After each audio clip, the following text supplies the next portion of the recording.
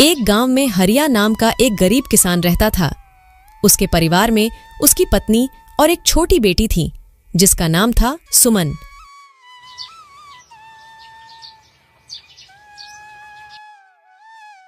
हरिया की अपनी कोई जमीन नहीं थी, इसलिए वह दूसरों की जमीन पर खेती करता और जो कुछ पैसे मिलते उससे अपने घर का गुजारा करता था।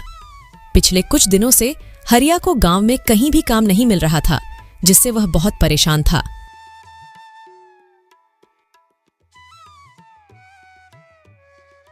आज कुछ कमा के लाए हो या नहीं? घर में खाने के लिए और कुछ नहीं बचा है। बस थोड़े से दाल चावल बचे थे, उसकी मैंने खिचड़ी पका दी है। पिछले कई दिनों से गांव में कोई काम नहीं मिल रहा है। लोगों का कहना है कि अभी इस महीने उनके पास करवाने को कोई काम नहीं है। जब फसलों की कटाई शुरू होगी तब काम मिलेगा। अब मैं तो यह सोचकर परेशान हूं कि इस महीने अगर कोई काम नहीं मिला तो सबके खाने पीने का जुगाड़ मैं कैसे करूंगा। आप चिंता मत करो, भगवान हमारी मदद जरूर करेंगे।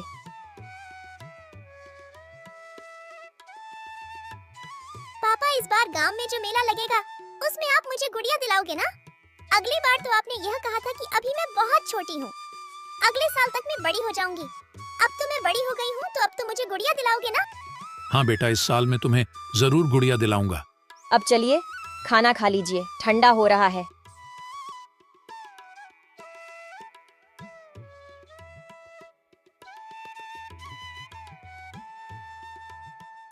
सरला, तुम भी आकर खाना खा लो। जी, आप खा लीजिए, मैं थोड़ी देर बाद खा लूंगी। हरिया और उसकी बेटी दोनों खाना खा लेते हैं।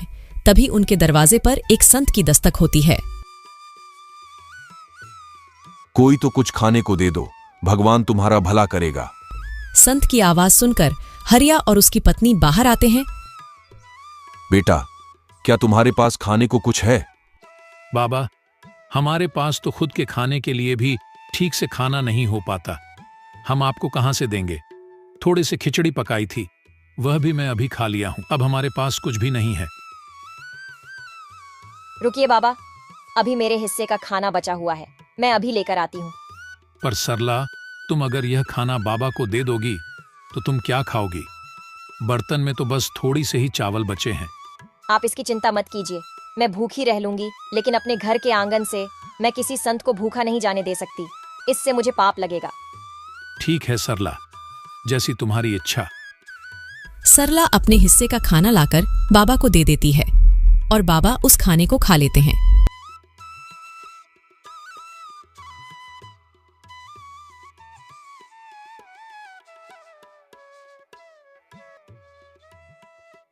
बेटा, तुमने मेरी भूख मिटाई है, मैं तुम्हारा बहुत आभारी हूं। एक भूखे व्यक्ति को खाना खिलाना सच में पुण्य का काम होता है, और यह पुण्य तुमने आज कमा लिया है बेटी।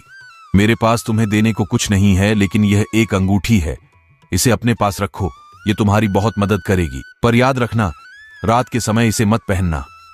रात में इसकी शक्ति बढ़ जाती है, जो तुम्हारी उंगली सहन नहीं कर पाएगी। धन्यवाद बाबा, हम आपकी आज्ञा का पालन करेंगे।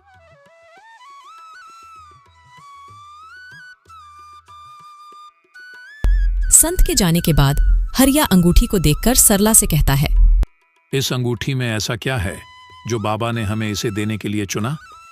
शायद ये हमारे अच्छे कर्मों का फल है। आपने सुना तो होगा ना, हमारे अच्छे और बुरे कर्मों का फल हमें जरूर मिलता है। चलिए अब अंदर चलते हैं। पर सरला, अपने हिस्से का खाना तो तुमने बाबा को दे दिया, अब तुम क्या खाओगी? काश हमारे पास थोड़े से और चावल होते। जैसे ही हरिया यह बात कहता है, अंगूठी में एक चमक सी उठती है और हरिया के सामने तुरंत एक चावल की प्लेट आ जाती है। सरला, यह देखो, जैसे ही मैंने चावल का नाम लिया, यहाँ चावल प्रकट हो गया। यानी कि यह अंगूठी सच में जादुई है, इससे हम कुछ भी खाने को मांग सकते हैं। अरे वाह, ये तो बहुत अच्छी बात है। तो आप इससे थोड़ी पूरी सब्जी मांगे ना, मेरा काफी दिन से पूरी सब्जी खाने का मन कर रहा था। ठीक है सरला, मैं अभी मांग कर देखता हूँ। हे अंगूठी, हमें थोड़ी सी पूरी सब्जी दे दो। हरिया के कहते ही फिर से अंगूठी में एक चमक सी उठती है और हरिया के सामने पूरी सब्जी की प्लेट आ जाती है। उसको देखकर सरला और हरिया बहुत खुश हो जाते हैं। अरे वाह, कितने दिनों बाद आज पूरी सब्जी देखने को मिली है। चलो अब हम सब बैठकर इसे खाते हैं। ऐसे वह सभी उस दिन भर पेट भोजन करते हैं। अगले दिन सुबह पापा, आज गांव में बहुत बड़ा मेला लगने वाला है। मैंने अपने दोस्तों से सुना था। आज आप मुझे गुड़िया दिलाओगे ना? हाँ मेरी प्यारी गुड़िया, इस बार मैं तुम्हें जरूर गुड़िया दिलाऊंगा। सरला, तुम मेरी प्यारी गुड़िया को तैयार कर दो और तुम भी तैयार हो जाओ। हम सब आज उस बड़े मेले में जाएंगे जहां जाने के लिए हम अक्सर सपने देखा करते थे। सभी तैयार हो जाते हैं। फिर हरिया अंगूठी से कुछ पैसे मांगता है और उसके हाथ में पैसे आ जाते हैं और फिर वह सब मेले की ओर निकल पड़ते हैं। उस गांव में हर साल एक बहुत बड़ा मेला लगता था जिसमें दूर दूर के गांव से व्यापारी आते थे। उस मेले में तरह तरह की चीज मिलती थी। पापा, वह देखो गुड़िया की दुकान। मुझे गुड़िया दिला दो ना। भैया जरा ये वाली गुड़िया दिखाना। ये लो मेरी प्यारी गुड़िया, ये तुम्हारे लिए। पापा, यह तो बहुत ही सुंदर गुड़िया है। भैया कितना दाम है इस गुड़िया का? जी 50 रुपए। ये लो भैया इस गुड़िया के पैसे। सरला, तुम भी अपने लिए कुछ पसंद कर लो। वहां देखो कितनी सुंदर साड़ी की दुकान है। चलो वहां से तुम्हारे लिए साड़ियां भी पसंद करते हैं। भैया जरा वह वाली साड़ी दिखाना। अरे भैया, वह साड़ी बहुत महंगी है, तुम उसे नहीं खरीद पाओगे। कोई सस्ती सी साड़ी देख लो इनमें से। नहीं भैया, हमें वही साड़ी देखनी है, आप वही साड़ी दिखाओ। सरला, तुम्हें ये साड़ी कैसी लगी? ये साड़ी तो बहुत अच्छी है, पर महंगी भी बहुत होगी। सरला, तुम इसकी चिंता मत करो। बस तुम ये बताओ, तुम्हें ये साड़ी पसंद तो है ना? हाँ जी, साड़ी तो बहुत पसंद आई। भैया इस साड़ी का क्या दाम है? यह 1500 की साड़ी है। ठीक है भैया, ये लीजिए 1500 और ये साड़ी हमारे लिए पैक कर दीजिए। हरिया साड़ी को खरीद लेता है। हरिया ने उस मेले में से और भी काफी सारे सामान खरीदे। इस मेले में रामचंद्र के 2 नौकर मोहन और प्यारे भी आए हुए थे। रामचंद्र गांव का सबसे अमीर सेठ था और मोहन और प्यार उसके नौकर। जब मोहन और प्यारे ने हरिया को बहुत सारा सामान खरीदते हुए देखा तो वे दोनों आश्चर्य में हो जाते हैं। मोहन, ये देख, ये तो वही हरिया है ना जो अक्सर अपने गरीबी पर पूरे गांव भर में रोता रहता है। ये देख कैसे सामान खरीद रहा है। आखिर इसके पास इतने सारे पैसे कहां से आए? हाँ प्यारे, यह तो वही गरीब किसान हरिया है। अभी 2 दिन पहले ही तो यह सेठ जी से काम मांगने आया था, पर सेठ जी ने इसे काम देने से मना कर दिया था। चल उसी से पूछ कर देखते हैं। दोनों हरिया के पास आते हैं। और भाई हरिया, कैसी चल रही है खरीदारी? लगता है बहुत सामान खरीदा है आज। हरिया जादुई अंगूठी की बात को छुपाते हुए कहता है। नहीं भाई, बस वह थोड़ा बहुत घर के लिए सामान है बस, और कुछ नहीं। अच्छा हरिया भाई, तुम तो 2 दिन पहले तो सेठ जी से काम मांग में आए थे ना? लगता है तुम्हें कहीं पर काम मिल गया है। हाँ भैया, कहीं और काम मिल गया था तो बस उसी से बच्चों को मेला घुमाने ले आया। अच्छा हरिया भाई, तुम करो खरीदारी, हम चलते हैं। दोनों नौकर वहां से चले जाते हैं। हरिया का परिवार मेला घूमने के बाद घर आ जाता है। आज उनके परिवार के चेहरे पर अलग ही चमकते सभी बहुत खुश थे। पापा, आज तो मेरे पास बहुत सारे खिलौने हैं।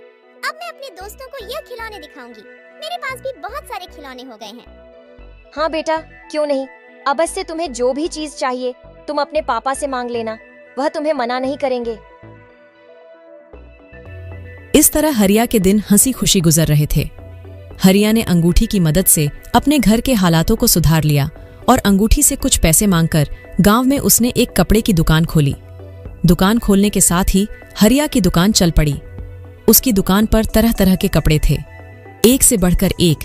यह सब हरिया ने उस अंगूठी की मदद से हासिल किए थे। नए नए डिजाइन के कपड़े होने की वजह से हरिया की दुकान पर अक्सर ही लोग की भीड़ रहा करती थी। अब यह बात धीरे धीरे पूरे गांव भर में फैल रही थी कि हरिया जो कितना गरीब था। वह अचानक से अमीर हो गया है और उसने गांव में एक बहुत बड़ी कपड़े की दुकान खोली है। अरे भाई, मैंने सुना है कि हरिया ने गांव में कोई दुकान खोली है। हाँ भाई, मैंने भी सुना है हरिया ने बहुत बड़ी दुकान खोली है। अरे भाई, मैं तो उसकी दुकान को देखकर भी आया हूँ। हरिया ने वाकई में बहुत बड़ी दुकान खुली है और उसके पास नई नई प्रकार के कपड़े हैं। अच्छा, आखिर ये कैसे हुआ? हरिया के पास दुकान खोलने के लिए इतने पैसे आए कहाँ से? भाई, इस बारे में तो मुझे नहीं पता, बस मुझे इतना ही पता है कि उसमें गांव में एक बहुत बड़ी कपड़े की दुकान खोली है। हे भगवान, काश मेरे पास भी इतने पैसे होते तो मैं भी अपना कोई छोटा सा कारोबार खोल लेता।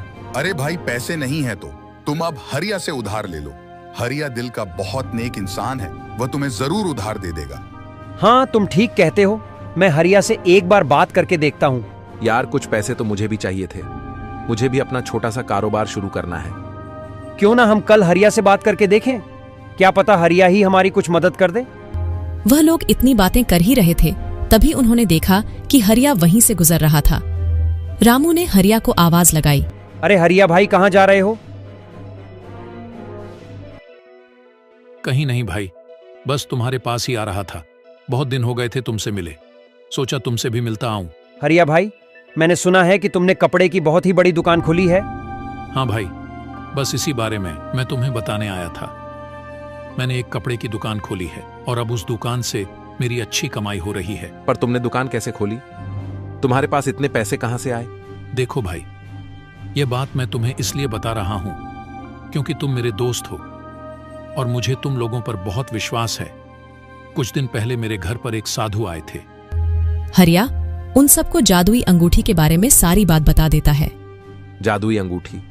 सच में तुम्हारे पास जादुई अंगूठी है और तुमने उसी से वह दुकान खोली है? हाँ, मैंने उसी से वह दुकान खोली है और मैं यहाँ तुम्हारे पास इसलिए आया हूँ कि तुम भी अगर अपना कोई कारोबार शुरू करना चाहते हो तो बेझिझक आकर तुम मुझसे पैसे ले सकते हो। मैं तुम्हें कारोबार खोलने के लिए पैसे दूंगा। अरे हरिया भाई, ये बात कहकर तो तुमने हमारा दिल ही जीत लिया। ठीक है हरिया भाई, हम किसी को नहीं बताएंगे। इस तरह हरिया ने गांव वालों की मदद की और सभी को कारोबार खोलने के लिए पैसे दिए। अब गांव के लोगों ने भी अपना अपना कारोबार खोला। अब यह बात धीरे धीरे गांव के अमीर सेठ रामचंद्र तक भी पहुंच जाती है। मोहन और प्यारे, यह मैं क्या सुन रहा हूँ? हमारे गांव में रहने वाले गरीब हरिया ने गांव में बहुत बड़ी कपड़े की दुकान खोल ली है। यह तो वही हरिया है ना जो कुछ दिन पहले मेरे पास काम मांगने आया था, तो फिर इसके पास अचानक से इतने सारे पैसे कहाँ से आए? हाँ सेठ जी, हम भी यही सोचकर हैरान हैं।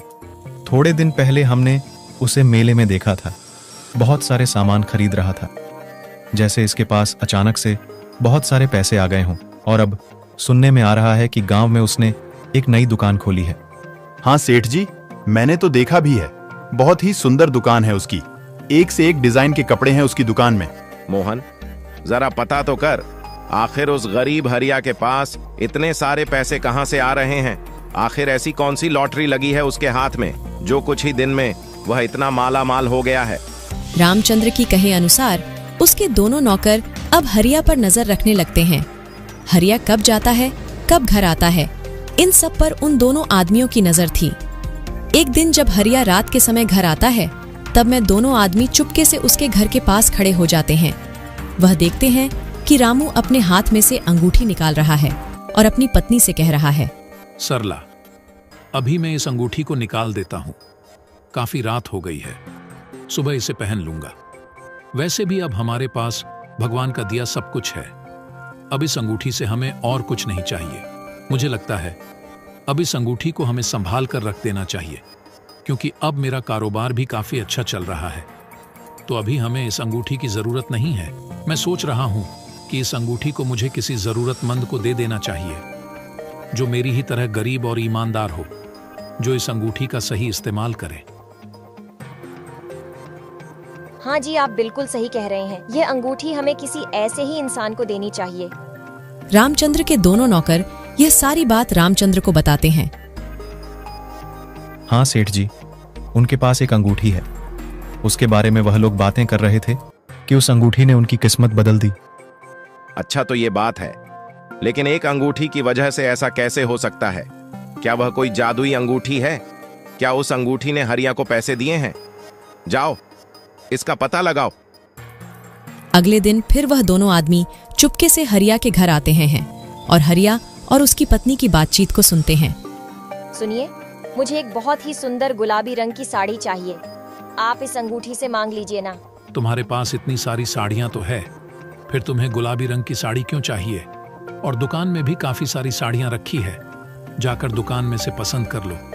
नहीं, मेरे पास एक भी गुलाबी रंग की साड़ी नहीं है और मुझे एक ऐसी साड़ी चाहिए जो अभी तक दुकान में भी नहीं है। आप इस अंगूठी से गुलाबी रंग की साड़ी मांग कर देखिए ना। हरिया अंगूठी से गुलाबी कलर की साड़ी मांगता है और गुलाबी कलर की साड़ी प्रकट हो जाती है। यह देखकर दोनों नौकर बहुत आश्चर्य में हो जाते हैं और यह बातें जाकर वह दोनों रामचंद्र सेठ को बताते हैं। अच्छा, तो उस हरिया ने अंगूठी के सामने साड़ी बोला और अंगूठी में साड़ी निकल आई। अब तो पक्का हो गया है, वह कोई जादुई अंगूठी है। तुमने कहा था कि रात के समय वह हरिया अंगूठी को अपने उंगली में से निकाल देता है। हाँ सेठ जी, वह अंगूठी को निकालकर अपने टेबल पर रख देता है। तो ठीक है, उस अंगूठी को हासिल करने का सबसे सही वक्त रात का है। मैं रात को ही उस हरिया के घर जाऊंगा। ऐसा सोचकर रामचंद्र रात के समय चुपके से हरिया के घर पहुंच जाता है। रात के समय वह अंगूठी का तेज बहुत ज्यादा था, वह अलग ही चमक रही थी। अरे वाह, इस अंगूठी की चमक तो देखो, कितनी जगमगा रही है। आखिरकार यही है वह जादुई अंगूठी जिससे यह हरिया अमीर हुआ है। अब मैं अंगूठी को अपने घर ले जाऊंगा और इस अंगूठी की मदद से गांव का सबसे अमीर आदमी बन जाऊंगा। यह सोचकर रामचंद्र उस अंगूठी को वहां से लेकर घर आ जाता है और उस अंगूठी को हाथ में पहनकर अंगूठी से बहुत सारे सोने के सिक्के मांगता है। हे अंगूठी, मुझे बहुत सारे सोने के सिक्के दे दो, इतने सोने के सिक्के कि मैं रातों रात अमीर बन जाऊं। जैसे ही रामचंद्र ऐसा कहता है, उसकी उंगली पर लाल निशान पड़ जाते हैं और उसे काफी जलन होने लगती है। रामचंद्र दर्द से कहराते हुए उस अंगूठी को फेंक अस्पताल की ओर भागता है। रामचंद्र अस्पताल पहुंचता है और डॉक्टर को अपना हाथ दिखता है। यह कैसे हुआ? इतनी ज्यादा चोट तुम्हें कैसे आई? तुम्हारा हाथ तो पूरी तरह से घायल है। मैं अभी इसकी पट्टी कर देता हूं।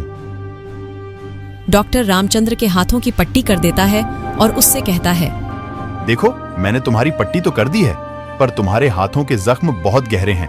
इसे ठीक होने में कम से कम 2 महीने का समय लग जाएगा और 2 महीने तक तुम्हें अपने हाथों का ध्यान रखना होगा। यह सुनकर रामचंद्र बहुत दुखी होता है। यह सब उस अंगूठी के वजह से हुआ है। न मैं उस अंगूठी को चुराता और ना ही मेरे हाथ का यह हाल होता। इतनी जलन हो रही है मेरे हाथ में, क्या बताऊं। अगर मैं ज्यादा पैसे का लालच ना करके उस अंगूठी को ना लिया होता तो आज मेरे हाथों की ऐसी हालत नहीं होती। रामचंद्र उस अंगूठी को हरिया को वापस करने जाता है। यह लो हरिया अपनी अंगूठी। कुछ वक्त के लिए मेरे मन में इस अंगूठी के प्रति लालच आ गया था, पर इस अंगूठी ने मुझे अच्छा सबक सिखाया है। अब यह अपनी अंगूठी तुम अपने पास रखो, मुझे इसकी जरूरत नहीं। अब अंगूठी हरिया के पास वापस आ चुकी थी।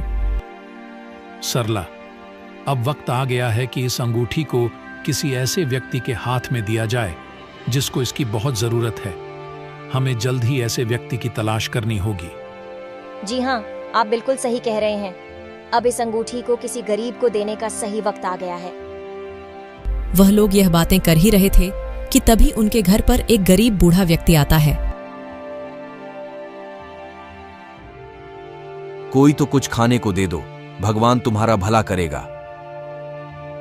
सरला बूढ़े व्यक्ति के लिए खाना लाती है। बूढ़ा व्यक्ति खाना खाता है। खाना खाने के बाद हरिया उस बूढ़े व्यक्ति को वह जादुई अंगूठी दे देता है और उस जादुई अंगूठी की सारी शक्तियों के बारे में भी बता देता है। बूढ़ा आदमी बहुत खुश होकर वहां से चला जाता है। थोड़ी दूर जाकर वह बूढ़ा आदमी वापस अपने संत के रूप में आ जाता है। वह बूढ़ा आदमी और कोई नहीं बल्कि वही संत था जिसने हरिया को वह जादुई अंगूठी दी थी और वह अब अपनी अंगूठी वापस लेने आया था। हरिया का जीवन अब सुधर चुका था। हरिया ने उस अंगूठी की मदद से अपने जीवन को ही नहीं सुधरा बल्कि गांव के लोगों के जीवन को भी बेहतर बनाया।